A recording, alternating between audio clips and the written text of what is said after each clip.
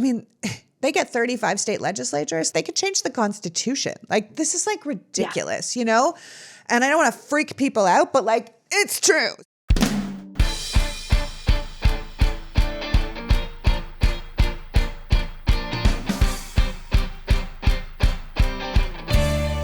Hello, and welcome to the Politics Girl podcast. I'm your host, Lee McGowan. Let's get into it. For too long, Democrats have ignored the power of the states.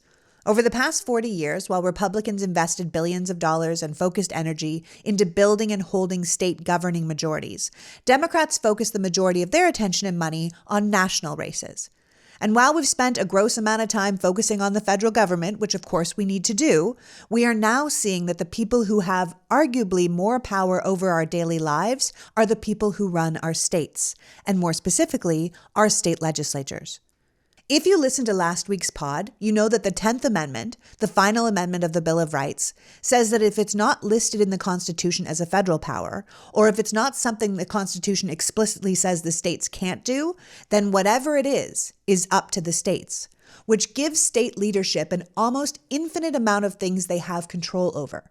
So the Republicans, knowing they were losing the majority will of the people around the country and that their policies and positions were no longer popular, made the strategic choice, along with their donors and backers, to target their attention on the states and the courts, where they had a better chance of dictating their will onto the people without necessarily having the majority support of those same people. You only have to look around the country right now to see that those efforts have paid off tenfold. The Republican investment in state legislatures has resulted in certain Republican lawmakers having almost unchecked and absolute power at the state level, including the ability to redraw district lines to make it nearly impossible to vote them out. This is how Florida and Texas and Tennessee and Oklahoma, Mississippi and Arkansas are able to flood their states with new and unwanted, unpopular laws. If the 10th Amendment was a major check on the power of the federal government, it was also an overlooked opportunity for the states to have almost unfettered power. And in the wrong hands, this unchecked influence has been an absolute disaster for human rights, civil rights, and democracy. If we don't turn this around, we're going to lose far more than what our children can be taught in school. We're going to lose our democracy. So this is what we're talking about today: the power of the states, and how essential it is we really hone in on state races and state legislatures, even in off-election years. This is a solution-based podcast. I want you to come out of it fired up and knowing that you can make a difference. A lot of what's happening right now makes people feel scared and hopeless. And I know that when you feel that way, the instinct is to check out. I want this conversation to dial you back in. We can fix this. It's just going to take effort. With that in mind, my guest today is Melissa Walker, head of Giving Circles at the States Project. A graduate of Vassar College, former magazine editor, and author of 10 novels, Melissa felt she had to do something to help her country, and she turned her talents towards the States Project to shift the balance of power in state legislatures and make Democratic state legislative campaigns more effective and better funded. The States Project believes that the strongest force for change in America are our legislatures, so they have made their entire focus winning governing majorities in those often overlooked and underfunded races. So without further ado, please welcome my guest, author, editor, and head of the States Project's Giving Circles, Melissa Walker. Welcome back, Melissa.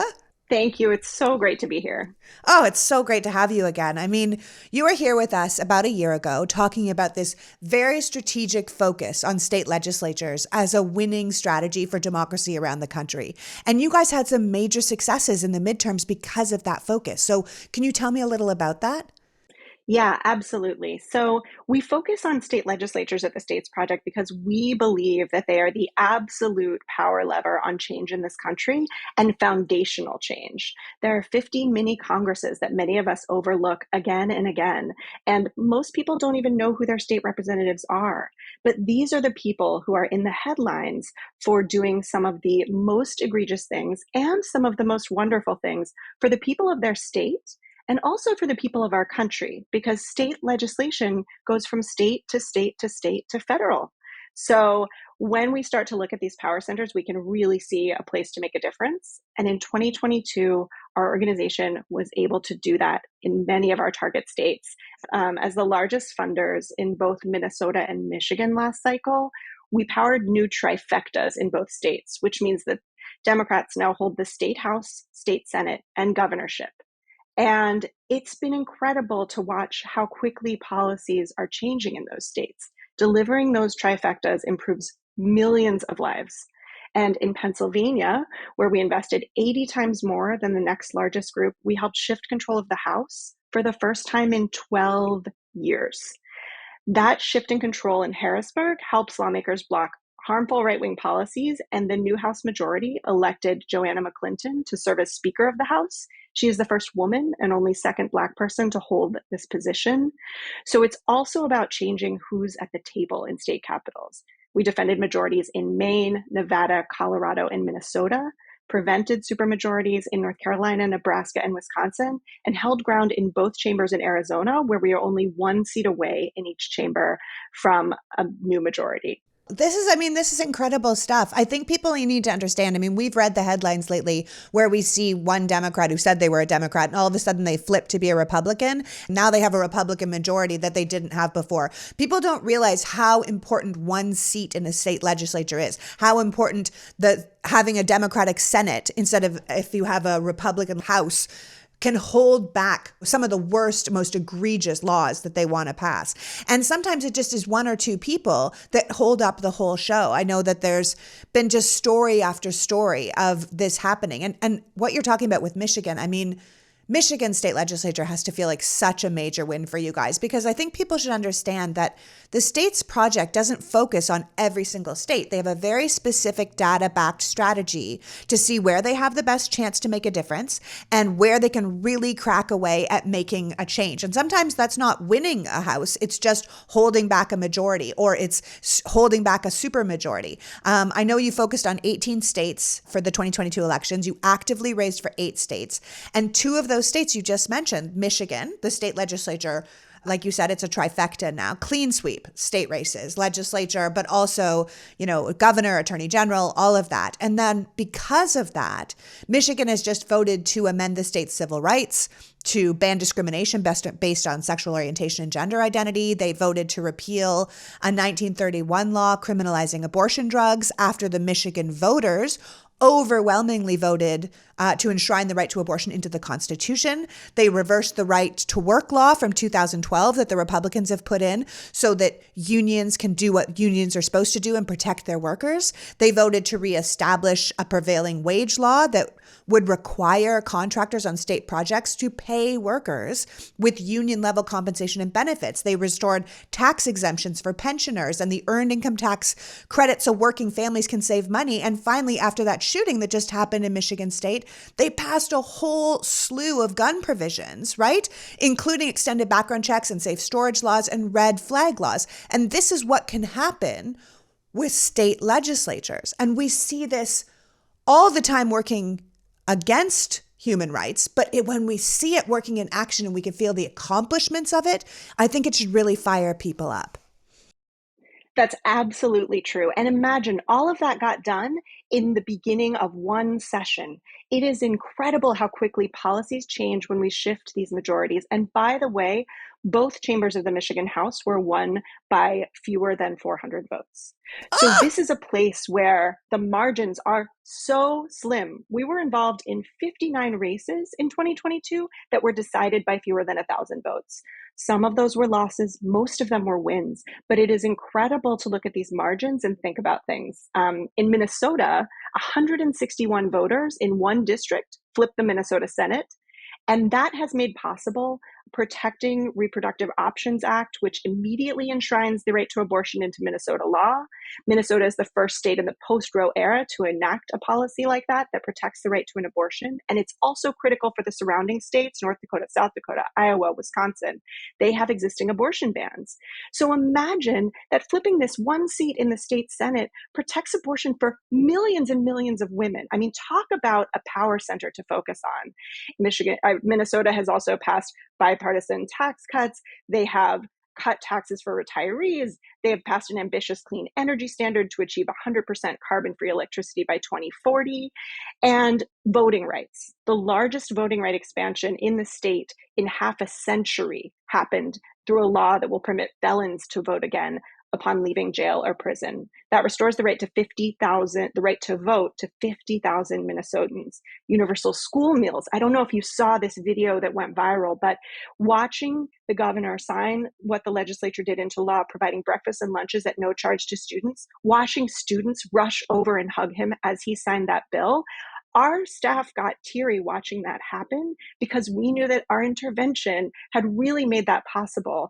And it's honestly incredible. And it gives me so much hope to do this work and to know that this is the exact right place to focus. Yeah, absolutely. I mean, I was looking at Minnesota too, because I mean, all these voting rights that are being enshrined into law and that the governor is signing, and just transparency, you know, being able to like see what your government is doing. This is so essential. And like you said, with what's happening and how fast it can happen, I mean, the Democratic controlled Minnesota legislature has passed more bills. They passed more bills in January than the previous 6 Januaries combined under Republican control, right? Like, so they're getting so much done, and the things that the people are asking for, the people want, the people say, here's what we want. And you at the States Project and all the people that worked on the ground for these races that most people overlook are giving the people what they actually want. And that's what we really need to focus on. Even if we weren't really paying attention to state legislatures before, now with the Republicans increasingly taking more and more extreme positions coming out of the legislatures, especially on social issues, we're really starting to see the power of state legislatures in action. You know, Republican state legislatures around the country are currently like, it looks like they're on a free-for-all of rolling back laws and freedoms at this kind of breakneck pace. And it's clearly something we need to be countering. And we can see it every day in the headlines, what's going on. I mean, look at what just happened in Tennessee, right? The first official act of the Republican-controlled Tennessee state legislature after 6 people were murdered at a Catholic day school was to take retaliatory action against Democratic representatives who called for gun reform, right? This is what legislatures can do. And we need to be countering it at every turn.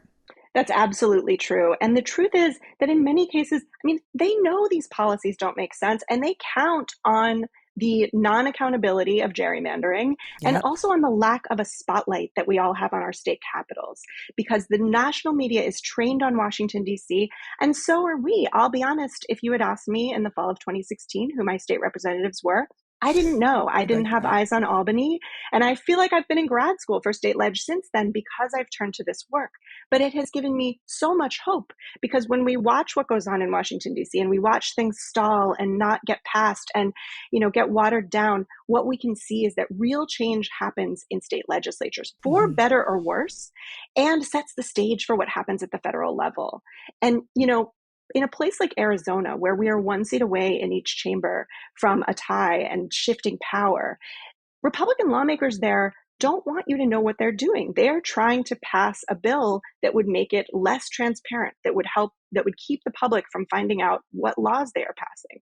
I mean, this is the kind of thing that when they hold majorities, they can start to do, unless we keep a spotlight trained there. I was so thrilled to see the national spotlight on Tennessee, because I think it galvanized people, and I think it woke a lot of people up to what is happening in state capitals. And to be honest, our team, when moments like the fall of Roe happen, we know that that's a terrible thing for the country, and it's going to bring a lot more attention to state legislatures, where we have to focus in order to shore up the foundations of our country and the fundamental rights that we all believe in. Yeah. And I think what it comes down to is what you were saying before, like some of these state legislatures are just, it's 1 seat that makes all the difference, and 1 seat that's like less than 400 votes. And if people want to know if their vote counts, like, for goodness sakes, your vote counts, especially in a state legislature race, especially if you get 5 of your friends to come out. You want hope? Focus on these races. You know, like we look around the country right now and we can see that these far right states are more than willing to throw democracy out if they have to, whatever it takes to stay in charge and impose their will on others. And in many ways, I think they're making it about as miserable as possible for us, because they're hoping, and this is my personal opinion, I think they're hoping people will move. You know, they're like, you don't like it, get out. But what happens is, if people move, if they say, well, I'm under attack as someone in the LGBTQIA community, or I'm under attack as a trans person, or I'm under attack as a woman, I'm leaving this state. What happens is there's no one left to be those 161 votes that flip the seat. They're hoping that the people who oppose them will leave. And then they can solidify even more power because the actual federal system already favors the red states, already favors the small rural states, already favors them in the Senate. So the more state legislatures they can control, the more power they will ultimately have federally. And I think people really need to realize how interconnected it is. And part of these horrible, horrible laws that they're passing, I mean, state legislature in Missouri just pitched childhood marriage, right after they defunded all libraries in the state. Montana's new legal definition of sex essentially erases trans and non-binary people from existence. Iowa has decided to stop paying for emergency contraception for rape victims. So now if you are raped in Iowa, they're not going to help you. They already won't allow you to have an abortion, but now they won't give you the morning after pill to prevent pregnancy in the first place, right? So this is nuts what they are able to do. We all know what's going on in Florida, but they're even attacking private companies in Florida now. They're taking Republican state legislatures and personally attacking private companies. And it doesn't matter if you're a Republican or a Democrat or a libertarian or an independent. You should be like, that feels very un-American to do that. It doesn't matter how you feel about any social issues. Attacking a private company for not fundamentally agreeing with you is seriously problematic. So I think we have to look at the big picture and see what these red states are doing and say, okay, where can I make a difference? And I think that's one of the most wonderful things about the States Project is that you guys are doing a lot of the background work to tell us where we should be focusing. So we're not wasting our time and our energy flapping our, wings in the water. We can really go somewhere. You want to tell me about what you guys do and how you decide which states to work on and what we should be focusing on? Yeah, absolutely. And you're absolutely right. I mean, if we say, hey, everyone should focus on state legislatures, the next question is, okay, well, how? I Yeah. mean, there are thousands of state legislators across the country. And again, most people don't even know who their state legislators are. So how do we plug into the exact seats we need to shift power in certain states? And where do we decide to work? So that is where the States Project comes in. And we have a research team and a political team that does a deep dive, a 99 state chamber analysis. 99 because Nebraska is unicameral. And define unicameral for people that don't know. Of course. Oh my gosh, I didn't know what that word meant before. Unicameral means there's a single chamber. So there's not a state Senate and a state House, but just a single chamber. And so there's a 99 state chamber analysis so that we can figure out, okay, where are the districts where we could shift power? And we're never in deep red districts. We're never in deep blue districts, but we do target those tipping point districts, the ones that we need to challenge and the ones that we need to defend, because of course we're doing both at the same time with each election cycle, and the numbers that we need to flip power, because when majorities shift, that's when policies change. But we do all the research to guide people in that direction, and they can choose from our target states a way to plug in and help us do that work. I mean, I think we need to acknowledge that people are busy and they are tapped out and they're just exhausted. But I think the onslaught of what we see happening every day, I know people want to make a difference, but they don't want to waste their time or they don't want to waste their money, and they want to invest in races that they know will truly make a difference. So this is an off year, what we call an off year, because it's not technically an election year. So what kind of impact can people have if they get involved right now, which feels like, why would I get involved right now? It's not even an election year. How can it help now? Yeah, well, I will tell you that at our organization, we call it an odd year because there really are no off years. It's so true. And there are actually state elections this year, and we are focused on Virginia, where the Republicans have a majority in the state House, which is called the House of Delegates, by 2 seats, and Democrats have a majority in the state Senate by 2 seats. And so it is incredibly close, and it really could go in either direction. And so we are working to defend the Senate and flip the House in Virginia. And the consequences of this are truly incredible, because if the right wing is able to get a majority in the state Senate, they will have a trifecta. Again, that's control of the governor's mansion and the House and the Senate. And they will essentially have unchecked power to do whatever they please. Especially since Governor Youngkin has been, entirely on board with every single far right wish list thing you could ever want. That's absolutely right. You'll watch them roll back protections for LGBTQ plus folks. You'll watch them work on an abortion ban. You'll watch them defund public schools. I mean, these are the kinds of things that will happen if we lose the Senate in Virginia. So Yeah. we're working to protect the Senate and also flip the House of Delegates, because that would create a Democratic two chambers that would help block some of those worst policies and maybe even get some good stuff through. So Virginia is super high stakes, and their elections are in November 2023. So that Okay. is one place where we're really focused. And I will also say that part of the issue here is that folks haven't focused on state legislatures, but also that people only participate in an election year.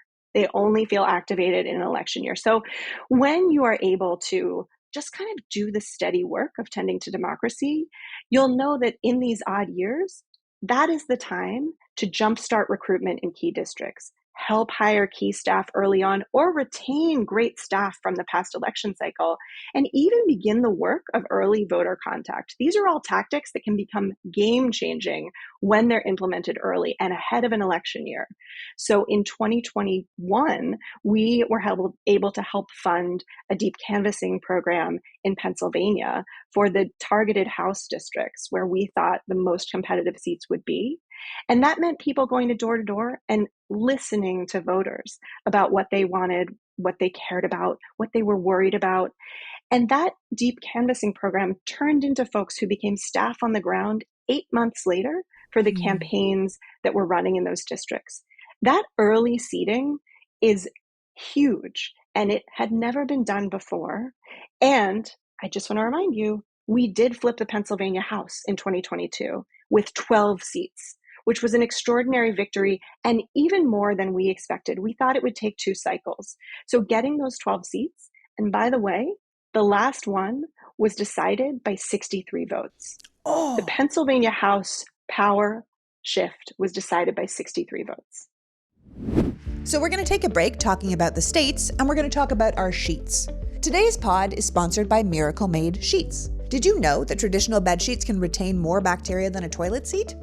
I did not, and I find that information disgusting. And that's probably why people can get acne or allergies or stuffy noses from their bed. These are things I wish I didn't know, but now I'm glad I do. This is why Miracle Made created a whole line of self-cleaning, eco-friendly bedding, such as sheets, pillowcases, and comforters that prevent 99% of bacteria. Miracle Made sheets are infused with silver that prevents up to 99.7% of bacterial growth, meaning that these sheets stay cleaner and fresher 3 times longer than any other sheets. Plus, Miracle sheets are incredibly comfortable and feel nice, if not nicer, than some of the bed sheets used in 5-star hotels. Miracle is so confident in their product that you have 30 days for a full money-back guarantee. If you aren't 100% satisfied for any reason, you will get a free refund. Mother's Day, Father's Day, they're just around the corner. Maybe give your parents the gift of not sleeping in bacteria. It's the perfect way to give someone you love the gift of healthier, more luxurious sleep. And right now, when you use the promo code PoliticsGirl at checkout, you will save over 40% and get 3 free towels with your purchase. So go to trymiracle.com/politicsgirl and use the code PoliticsGirl to claim your 3-piece towel set.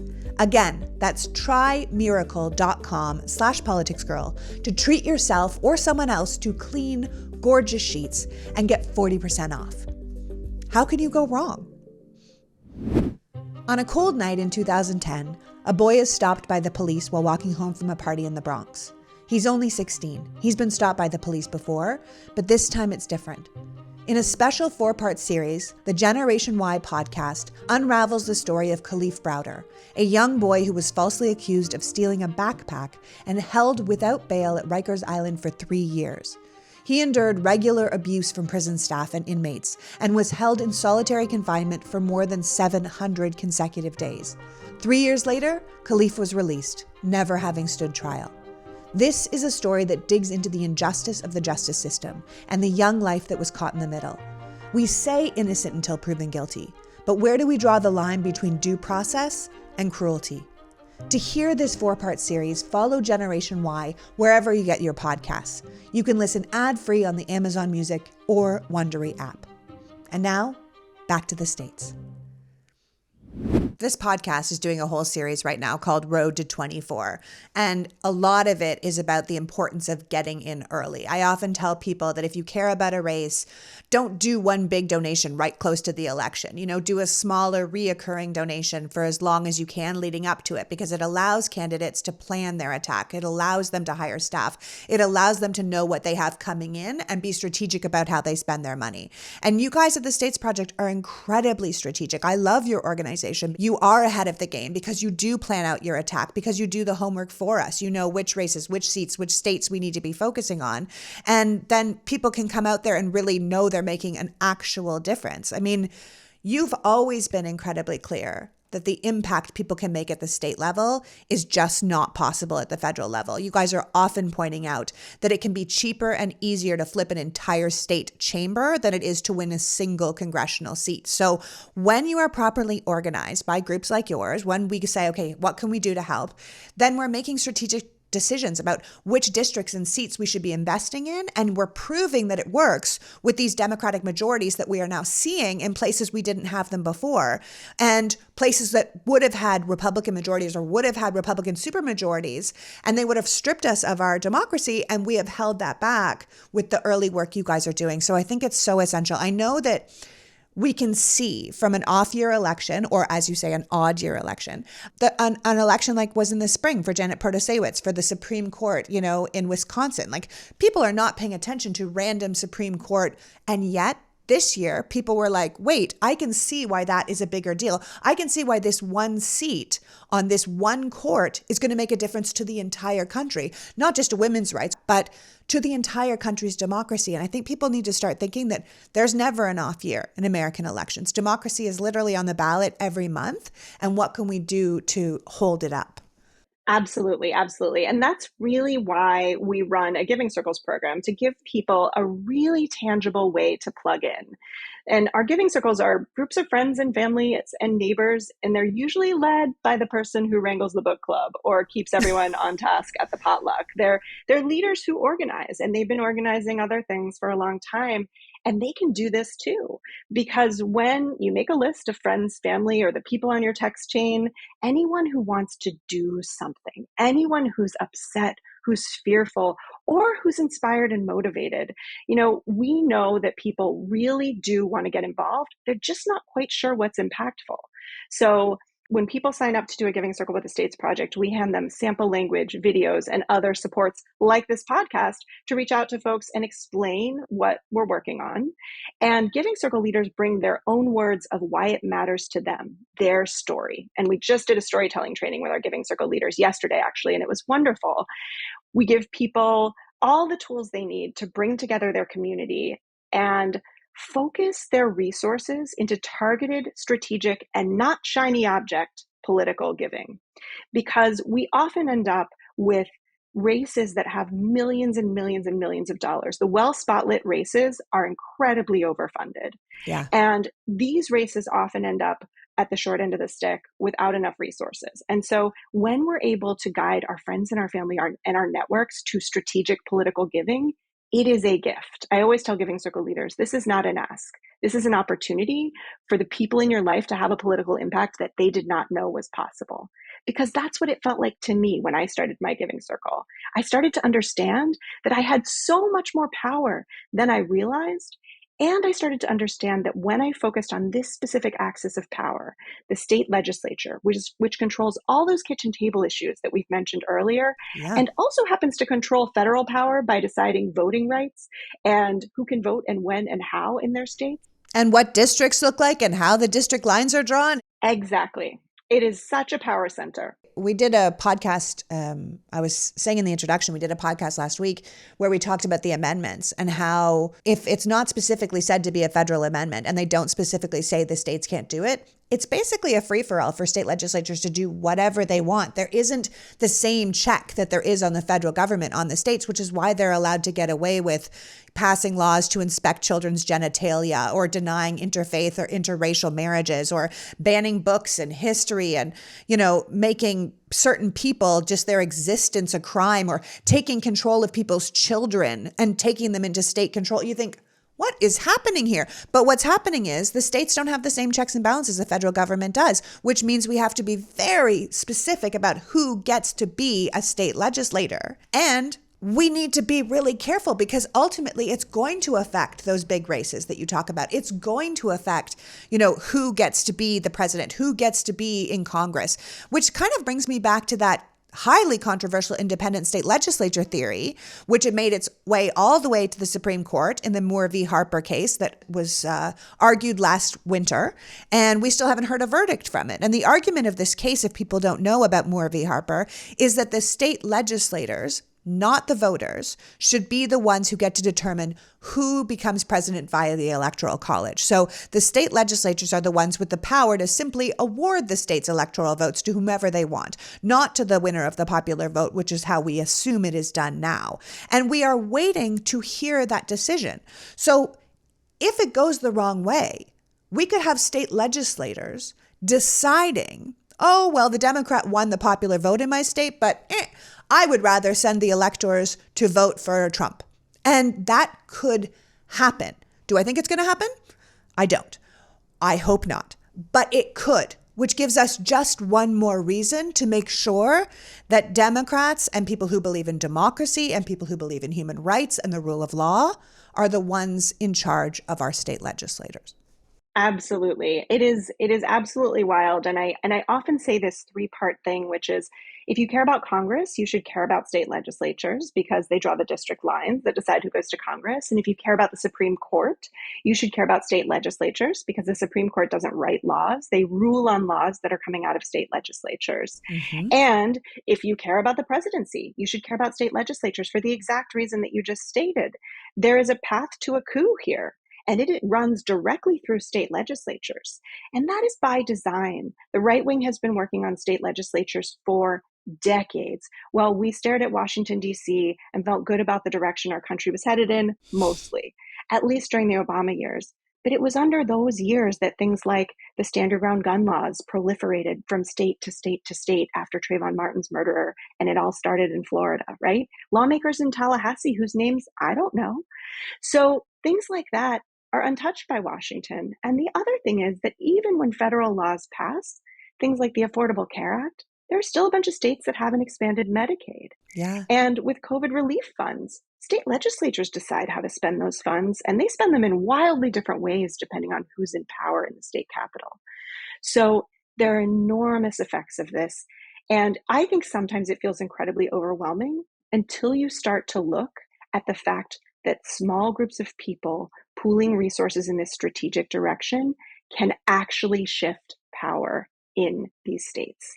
And state by state by state, we can secure our democracy not at the top, but at the foundations. Because the way that we look at our election funding is upside down. People give to the top the shiny objects, but what's happening is happening at the root. And that's where we have to tend to our country.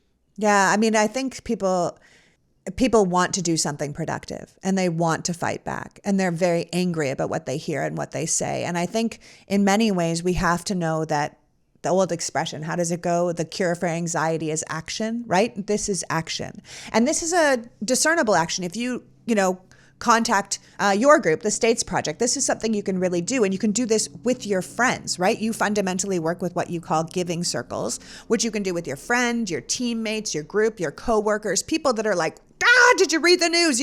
Those people that you can get together with and have a drink, and you get a whole bunch of information that you have already researched from the States Project. And then they can do active steps to follow through to change an election. And you don't even need to be, I'm in California, right? And sometimes I think, okay, well, what do I do? You'll give me stuff to do. If I have a giving circle, how does it work? If I say, yeah, you know what? I want to make a difference. Tell me how to do it. What do I do? Well, there's two big stories here. The first is the story of why we focus on state legislatures. So you start talking to friends, family, anyone in your network who you think might join you in this about why state legislatures matter. And we hand everybody a bunch of language like that. And those things bring them in. And light bulbs start going off over people's heads because they start to see this power center. When they do that, and they realize that, like you said, it is often cheaper to change the balance of power in a state chamber than it is to win a single competitive congressional seat. They start to understand that maybe what they can give can have a real impact. I am not a billionaire who can hand giant checks to politicians, but I am someone who can organize my network and little by little come up with an impactful fundraising total that can shift power in a state. And so are you. So are these listeners. These are all people who can bring in friends, family, and networks. And it's as simple as thinking about maybe you set a goal of, I want 50 people in my giving circle. If you can organize 50 people into a giving circle, you can absolutely get to a total that's going to help shift power. And the dollars that you send go to the states project. And then you are able to choose from our list of target states. And 100% of the amount that your giving circle raised goes out the door to that states. And they support the campaigns that we need to win or defend power. And we make these state legislative campaigns more effective and better funded because we see them for the power centers that they are. And now so do you, and so do your people. And so the resources are an incredible thing. They are the fuel for our electoral engine. But it is also true that knowing about this power center and getting everyone in your radius to focus on it will create great change as well.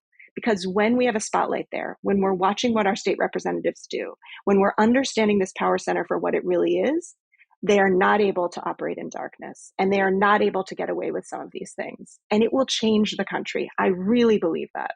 Yeah, I think we need to fight back, and I think we start fighting back right here. At the end of the day, we have the majority sentiment in the country, and we're the winning team. We just need to step up and act like it. I want to thank you for joining us today, Melissa. Before you go, will you leave us with how we can support the States Project, how we can get in touch with the States Project, and how we start our own giving circle? Absolutely. So if you go to statesproject.org/action, you'll be able to click a button to start your own giving circle. You can also get in touch with our team to ask more questions. We're always happy to talk and meet with people. And if you poke around on the website, you'll see some of our target states for 2024, and also some videos and a little more context on the way that we work and how you can plug in.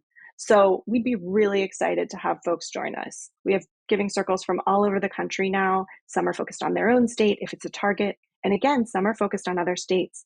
And I'll tell you why. Because this is our country. This is our country. And we all care what's happening to kids in states where they're starting to go to school 4 days a week because they're cutting public education funding, or kids in states who are witnessing these school shootings because of lax gun laws. We care about all these people. And so when you focus on state capitals, you can watch policies change and you can watch lives improve with these new majorities. Who wouldn't want that? Thank you so much for joining me today. And I want to thank everyone who's listened to this podcast in the past. We had a lot of people join giving circles and start giving circles the last time we had Melissa on the show, and it really made a difference. You can see the change that the States Project made in the last election, and we can do that again. We can do that in Virginia in November, and we can do that in 2024. And if you are sitting listening to this and thinking, God, what do? I just want to help. I want to make a difference. This makes me crazy. This is what you can do, and it is totally manageable, and it doesn't mean you have to be a billionaire, and it doesn't mean you have to be working 24 hours a day to do it. This is a way to put your energy towards something that actually changes on the ground what we're able to do. And I'm so proud of this group. They are a grassroots group that started from the ground up. And I am so proud of people who have already joined giving circles to make a difference, because honestly, this is where we really are going to make a change at the state legislature level. I want to thank Melissa for joining us today. Thanks so much for being here. Always a thrill to talk to you. So that was Melissa Walker, head of giving circles for the States Project, reminding us that states are where the real power centers of America are. Yes, they are scattered and fractured and have different rules in different places, but in many ways, the Constitution has given them almost unchecked power. And in the wrong hands, we can see what a disaster that's been. If you've been feeling depressed or discouraged and you need hope, then get active in flipping these states. Go to thestatesproject.org and they will get you and your friends all set up. They've done the research. They've crunched the numbers. You just need to bring your people and your can-do, or in my case, fuck these fuckers, not on my watch, attitude. Some of these seats flip by less than 100 votes. Imagine knowing you saved abortion rights, or healthcare, or gay rights, that you were personally able to make a difference, stopping the persecution of trans people, or abolishing childhood marriage, or protecting voting rights with your efforts. Well, you can. You really can. States are the last line of defense for our democracy. What party controls the state legislature and how much power they have fundamentally affects how we function and exist on a daily basis. Know that, own that, and find hope in that. I want to thank Melissa for joining us today and you for caring enough about democracy to be here. They want us to give up.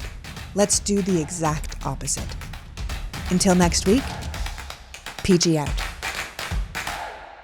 The Politics Girl podcast is written and performed by me, Lee McGowan, in partnership with the Midas Media Network, and produced and edited by Happy Warrior Entertainment. All rights reserved.